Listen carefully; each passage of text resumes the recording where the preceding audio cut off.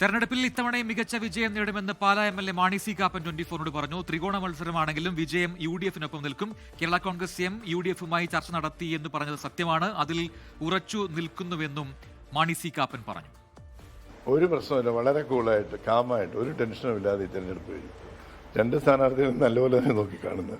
എന്നിരുന്നാലും നമ്മൾ സാധാരണക്കാരുടെ ഇടങ്ങളിലേക്ക് ഇറങ്ങിയ ഒരു വ്യക്തി എന്നുള്ളതായി ഗ്രാമങ്ങളിലൂടെ വികസനം നടത്തിയതിൻ്റെ പേരില്ല ആ ഗ്രാമീണ ജനതയുടെ വോട്ട് നമുക്ക് കിട്ടും, അത് ഉറപ്പാണ്.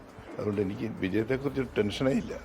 അല്ല, അത് CPM-കാർക്ക് തന്നെ ഉള്ളിലറിയാം ചർച്ച ചെയ്തതൊന്നും ഇല്ലെന്നുള്ള വിവരങ്ങൾ, ചർച്ച നടന്നു എന്നുള്ള കാര്യങ്ങളും ഇതൊന്നും ആർക്കും നിഷേധിക്കാവുന്ന കാര്യമല്ല.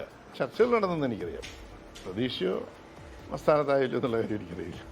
ലോകത്തെവിടെയായാലും ഏത് സമയത്തും 24 വാർത്തകളും ഓഗ്മെന്റഡ് റിയാലിറ്റി പാക്കേജുകളും എക്സ്പ്ലെയിനറുകളും വിശദമായി കാണാൻ ഞങ്ങളുടെ YouTube ചാനൽ നിങ്ങൾക്ക് സബ്സ്ക്രൈബ് ചെയ്യാം.